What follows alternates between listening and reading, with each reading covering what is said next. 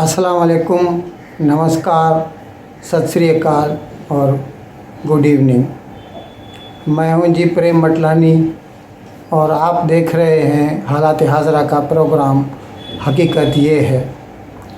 Programme शुरू करने से पहले आप सबसे मेरी गुजारिश है कि जिस किसी साहब या साहिबा ने अब तक हमारे इस चैनल को सब्सक्राइब नहीं किया, बराए मेहरबानी इसको जल्द से जल्द सब्सक्राइब करें,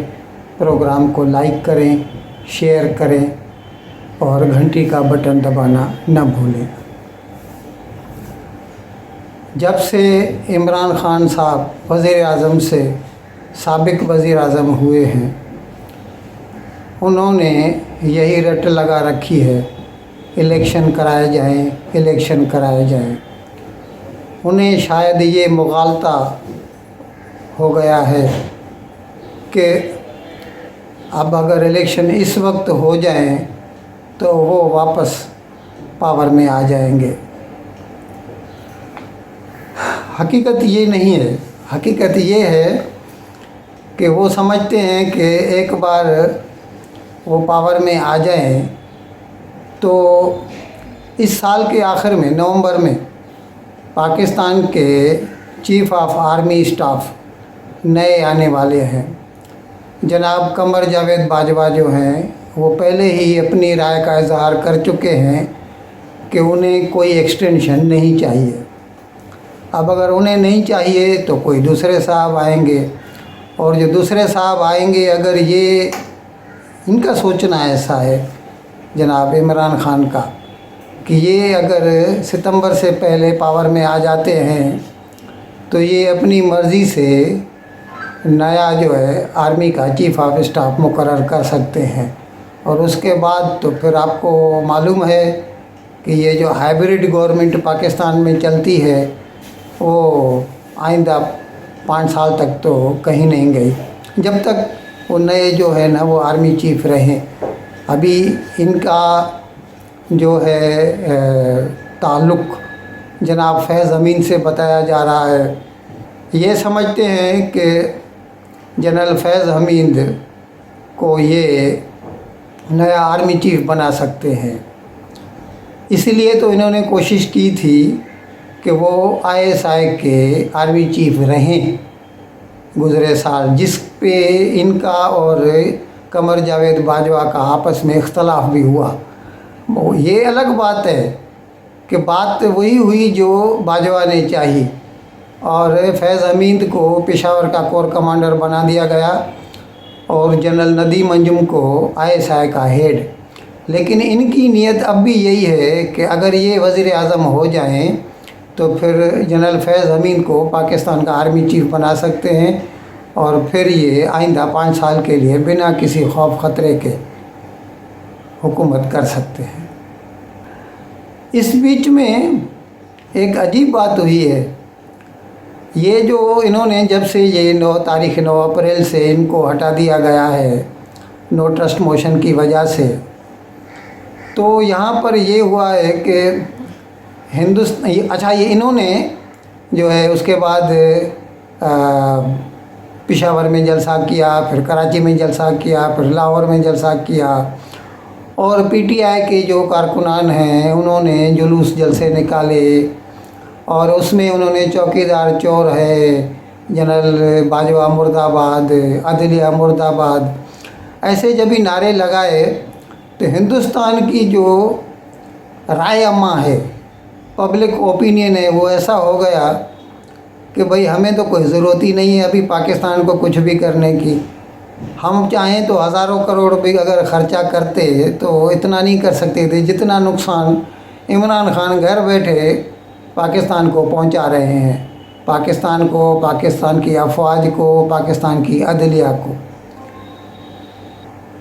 अब इमरान खान ने कहा है कि आने वाली कल को यानी मंगल से ये जनाब जो ये हैं इलेक्शन कमिश्नर,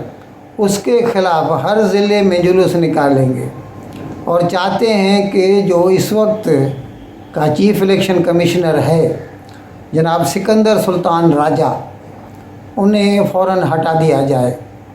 اب یہ ایک الگ بات ہے کہ 20 میں جب بھی ان کی تقرری ہوئی تھی تو اس میں یہ شامل تھے اور بہت خوش تھے، اس وقت انہیں اچھا لگتا تھا۔ اب کیونکہ یہ ہم آپ کو بتا دیں کہ اس بیچ میں فارن فنڈنگ کیس جتنا ابھرتا آ رہا ہے، تو وہ فارن فنڈنگ کیس کی جو ہے وہ سنوائی پاکستان الیکشن کمیشن کر رہا ہے، اور انہیں ابھی یہ ڈر لگا ہے کہ فارن فنڈنگ کیس میں انہیں سزا ہو سکتی ہے، نااہل بھی قرار دیا جا سکتا ہے، کچھ بھی ہو سکتا ہے۔ اس لیے یہ چاہتے ہیں کہ پہلے تو انہوں نے یہ تو 14 سے شروع تھی، لیکن یہ 18 کے بعد یہ زور پکڑی، یہ فارن فنڈنگ کیس کی جو انویسٹیگیشن ہے۔ اب تو ان کو لگ رہا ہے کہ اب تو اچھا اسلام آباد ہائی کورٹ نے ان کو بول کے رکھا ہے کہ جلدی سے جلدی اس کا فیصلہ کیجیے الیکشن کمیشن آف پاکستان کو، اور وہ چاہتے ہیں کہ جلد سے جلد اس کا فیصلہ منظر عام پر آ جائے۔ اسی لیے یہ ڈرتے ہیں اور اسی لیے یہ چاہتے ہیں کہ کسی بھی طرح جناب سکندر سلطان راجہ کو اس پوسٹ سے ہٹا دیا جائے، لیکن وہ تو کہتے ہیں کہ میں کیوں جاؤں بھائی، مجھے کیا ضرورت پڑی ہے، میں تو جو میری قانونی ذمہ داری ہے، آئینی ذمہ داری ہے وہ پوری کروں گا۔ اب اس میں اگر عمران خان کو تکلیف پہنچتی ہے تو بھلے پہنچے۔ آپ لوگوں نے یہ تو نوٹ کیا ہی ہوگا کہ یہ جو بار بار یہ کاغذ دکھا کے وہ جو مراسلے کی بات کر رہے تھے، امریکہ کے جو پاکستان کے سفیر تھے امریکہ میں جناب اسد مجید، اس کا جو کیبل ہے اس کا وہ کاغذ دکھا دکھا کے کہتے تھے کہ یہ ہمارے خلاف سازش ہے۔ اور ابھی تو یہ دوسری مرتبہ ابھی 2 دن پہلے نیشنل سیکیورٹی کمیٹی کی میٹنگ ہوئی اور اس میں اسد مجید صاحب خود تھے، انہوں نے خود ہی بولا کہ سازش کی کوئی بات ہی نہیں۔ ہاں لیکن اس نے ڈونالڈ لیو نے اتنا بولا کہ اگر یہ بچ گئے نو ٹرسٹ موشن سے تو امریکہ کو اچھا نہیں لگے گا۔ تو وہ تو بات ہی الگ ہے نا، وہ تو ہر ملک کو اپنا اوپینین رکھنے کا حق پہنچتا ہے۔ ابھی جیسے پاکستان میں عمران خان صاحب بولتے تھے جب تک مودی ہے ہم ہندوستان سے دوستی نہیں کر سکتے، تو اس کو ہم زیادہ سے زیادہ اتنا کہہ سکتے ہیں کہ پاکستان جو ہے ہندوستان کے اندرونی معاملات میں مداخلت کر رہا ہے، لیکن اس کا مطلب یہ تھوڑی ہے کہ پاکستان ہندوستان میں رجیم چینج کی کوشش کر رہا ہے یا کر سکتا ہے۔ اسی لیے ابھی وہ تو چاہے تو اسد مجید صاحب سے جو بھی پی ٹی آئی والے ہیں یا ان کے چاہنے والے جو بھی ممبر ہیں یا اخباری نمائندے ہیں، پریس پرسنس ہیں، وہ ان سے جا کے پوچھیں کہ بھائی حقیقت کیا ہے اس کی۔ زندہ جاوید بیٹھے ہیں نا وہ جناب تو پاکستان میں، تو ان سے سیدھا سیدھا کیوں نہیں ان سے تعلق قائم کرتے اور ان سے ہی پوچھ لیتے، تو فرام دا ہارسز ماؤتھ ان کو فرسٹ ہینڈ انفارمیشن مل جائے گی سب کو اور معاملہ۔ لیکن یہ حقیقت یہ ہے کہ عمران خان خود نہیں چاہتے، کیونکہ وہ تو اس کا فائدہ اٹھانا چاہتے ہیں۔ اب اس کا ہم آپ کو اس طرح سمجھائیں، یہ مراسلہ جو ہے نا اسد مجید صاحب نے 7 مارچ کو بھیجا تھا، 8 مارچ کو تو نوٹس موشن جمع کرایا گیا اس کا ریزولوشن نیشنل اسمبلی میں، اور یہ فیصلہ ہوا تھا، پہلے 3 تاریخ کو ہونا تھا، نہیں ہوا، تو یہ فیصلہ ہوا تھا 9 تاریخ کو، ہفتے کے روز 9 اپریل کو، یعنی تقریباً 1 مہینہ اور 2 دن بعد۔ اس بیچ یہ ایک دم خاموش رہے عمران خان، ایک لفظ بھی نہیں بولے۔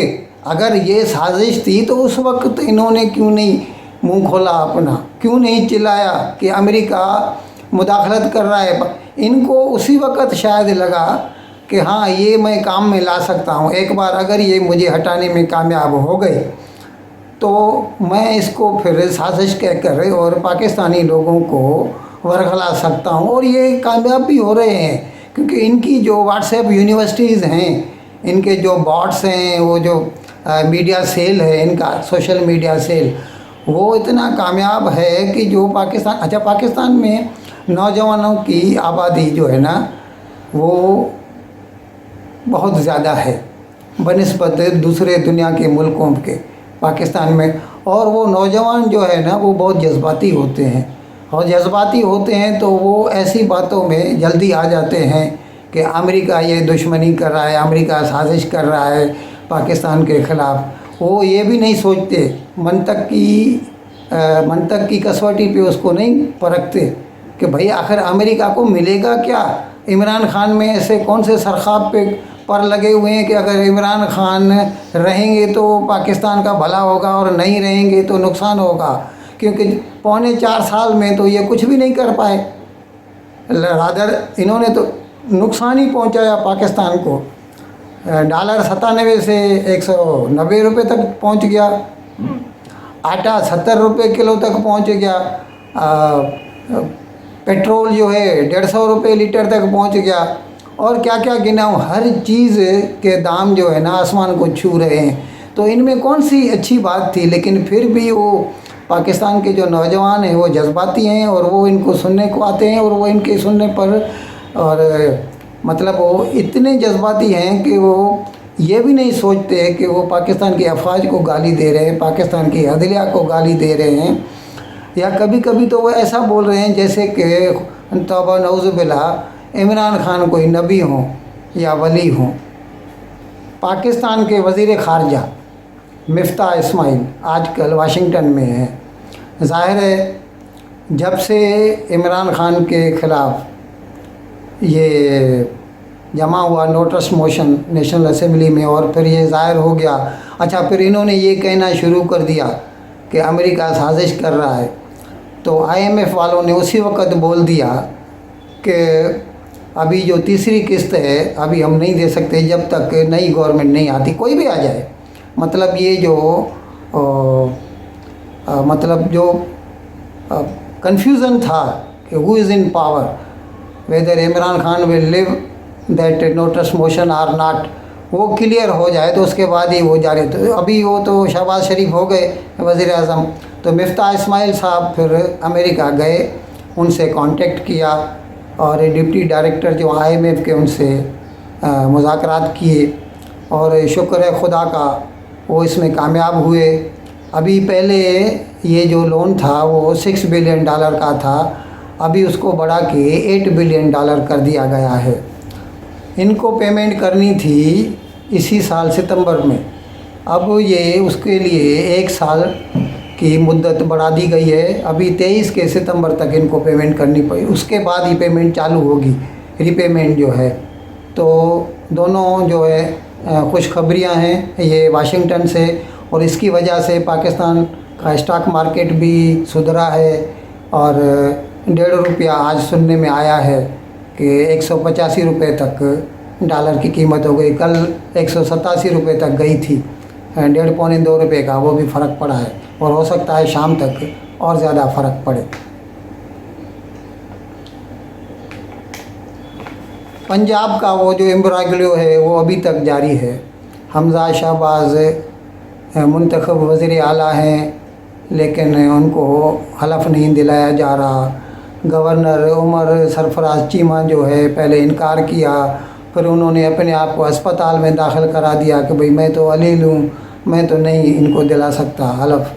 تو اس کے بعد پھر انہوں نے ہائی کورٹ گئے، لاہور ہائی کورٹ نے یہ فیصلہ کیا پہلے کہ صدر کو کہا کہ آپ کسی دوسرے صاحب کو نامینیٹ کیجئے، یا تو سینیٹ کے چیئرمین کو نامینیٹ کیجئے، وہی ان سے حلف لے لے۔ لیکن صدر عارف علوی نے بھی وہ جو ریفرنس ہے لاہور ہائی کورٹ کا وہ روک کے رکھ دیا ہے۔ حقیقت میں یہ ایک قسم کی کنٹیمپٹ آف کورٹ ہے، لیکن ان کو کوئی پرواہ نہیں ہے۔ ابھی آج پھر سے نون لیگ نے لاہور ہائی کورٹ میں نئی درخواست ڈالی ہے کہ برائے مہربانی وہ صدر کو کہیں کہ کسی کو بھی نامینیٹ کریں جلد سے جلد، تاکہ حمزہ شہباز کو حلف دلایا جا سکے۔ محترمہ مریم اورنگزیب جو پاکستان کی مرکزی وزیر ہیں، انہوں نے حکومت سے مطالبہ کیا ہے کہ اپریل میں جو 3 اپریل کو نیشنل اسمبلی میں نو ٹرسٹ موشن پر ووٹ ہونا تھا اور قاسم سوری نے نہیں کرایا، جو کہ پاکستانی آئین کی خلاف ورزی تھی، اور اس کے بعد پھر عارف علوی نے اپنا شہباز شریف کو حلف نہیں دلایا، وہ بھی انہوں نے آئین کی خلاف ورزی کی، اور اس کے بعد जो गवर्नर साहब हैं पंजाब के उमर सरफराज चीमा, उन्होंने वो अब तक हमजा शहबाज को हलफ नहीं दिला रहे। तो इस तरह ये सभी लोग जो हैं पाकिस्तानी आइन की खुल्लम खुल्ला खिलाफ वर्जी कर रहे हैं। तो इनके ख़िलाफ़ article 6 of the Pakistan constitution 1973 मुकदमा चलाया जाए और उसके मुताबिक उनको सज़ा दे देनी चाहिए। इन अल्फाज के साथ मैं आप सभी भाई और बहनों से प्रोग्राम ख़त्म करने की इजाज़त चाहूँगा, लेकिन जाते जाते एक मरतबा फिर आप सबसे मेरी दरख्वास्त है कि बराए मेहरबानी जिस किसी साहब ने या साहिबा ने हमारे चैनल को अब तक सब्सक्राइब नहीं किया, बराए मेहरबानी इसको सब्सक्राइब करें,